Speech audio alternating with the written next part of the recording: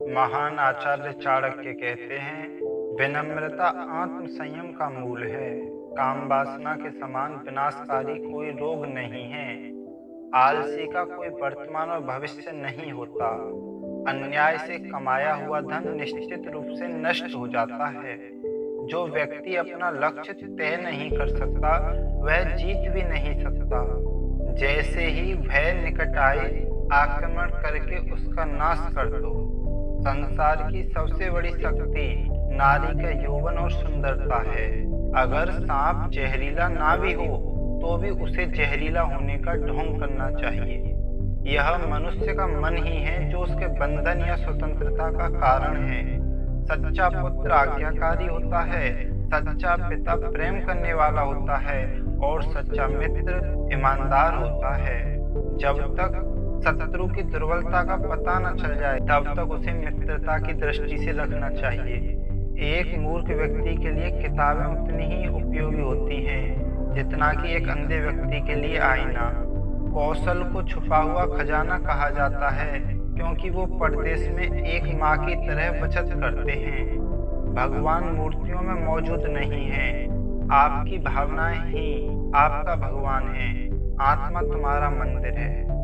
आप जिस चीज के लायक हैं, उससे कम पर कभी समझौता ना करें। यह अभिमान नहीं, स्वाभिमान है। सबसे बड़ा गुरु मंत्र है, कभी भी अपने राज किसी को मत बताना, यह आपको नष्ट कर देगा। फूलों की सुगंध हवा की दिशा में ही फैलती है, लेकिन इंसान की अच्छाई हर दिशा में फैलती है। एक बुद्धिमान व्यक्ति अपने बच्चे को सावधानी से पालता है, क्योंकि उच्च मनोबल वाला शिक्षित व्यक्ति को ही समाज में सच्चा सम्मान मिलता है। कभी भी ऐसे लोगों से दोस्ती ना करें जो हैसियत में आपसे ऊपर या नीचे हों। ऐसी दोस्ती आपको कभी खुशी नहीं देगी। नदियों, शस्त्र धारण करने वाले पुरुषों, पंजों या सींग वाले जानवरों, स्त्रियों और राज परिवार के सदस्यों पर भरोसा ना करें। नदी के किनारे के पेड़ दूसरे आदमी के घर में एक महिला और बिना सलाहकार के राजा निसंदेह तेजी से विनाश के लिए जाते हैं। जिस व्यक्ति का आचरण दुराचारी हो, जिसकी दृष्टि अशुद्ध हो और जो कुटिलता के लिए प्रसिद्ध हो, उससे जो मित्रता करता है वह शीघ्र ही नष्ट हो जाता है। जो कुछ भी करने के बारे में आपने सोचा है, उसे कभी प्रकट ना करें, लेकिन बुद्धिमान परिषद द्वारा इसे गुप्त रखें और इसे क्रियान्वित करने के लिए दृढ़ संकल्पित रहें।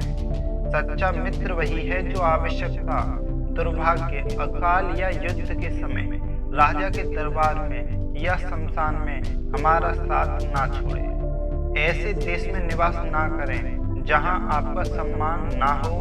आप अपनी आजीविका नहीं कमा सकते, कोई मित्र नहीं है या ज्ञान प्राप्त नहीं कर सकते। मूर्ख को सलाह देना, दुराचारी स्त्री की देखभाल करना और सुस्त और दुखी व्यक्ति की संगति करना अविवेक है।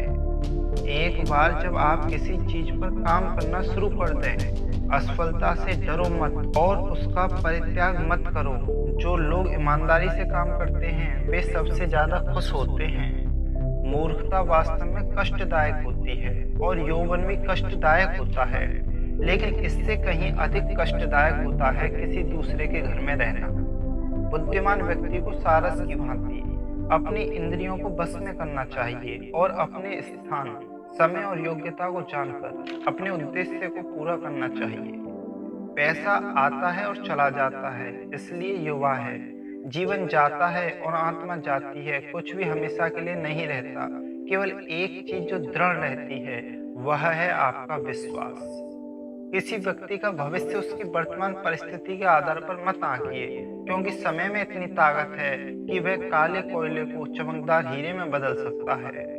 वाणी की पवित्रता, मन की, इंद्रियों की और एक दयालु हृदय की आवश्यकता उस व्यक्ति को होती है जो दिव्य मंच पर उठने की इच्छा रखता है। दूसरों की गलतियों से सीखें। आप उन सभी को स्वयं बनाने के लिए पर्याप्त समय तक जीवित नहीं रह सकते। एक अकेला चंद्रमा अंधेरे को दूर करता है, जो कई तारे भी मिलकर नहीं कर सकते।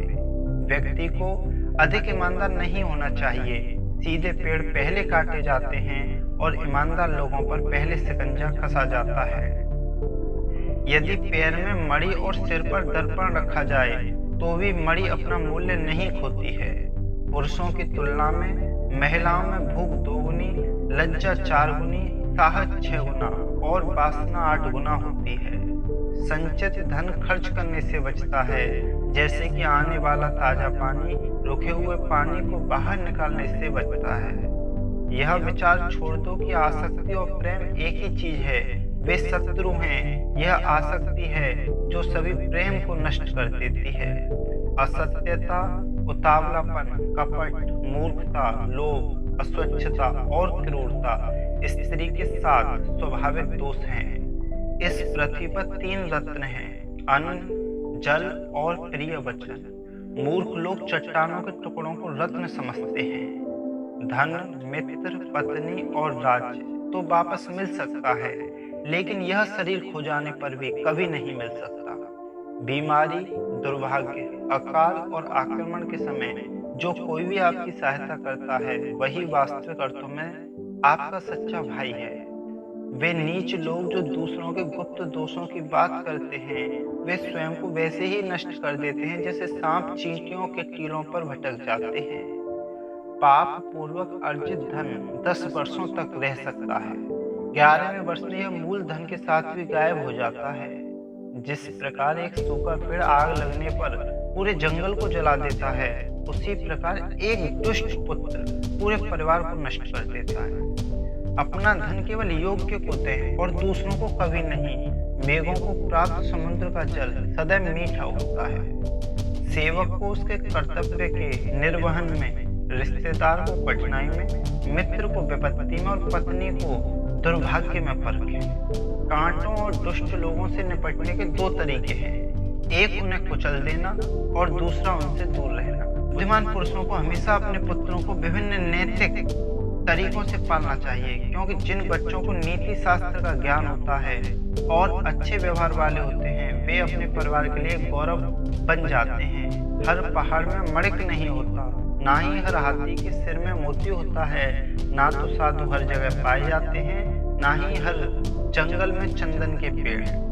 भगवान लकड़ी या पत्थर या मिट्टी की मूर्तियों में नहीं रहते, उनका वास हमारी भावनाओं में, हमारे विचारों में। इस भावना से ही हम इन मूर्तियों में ईश्वर को विद्यमान मानते हैं। वह जो भविष्य के लिए तैयार है और जो किसी भी स्थिति से चतुराई से निपटता है, वह दोनों खुश है।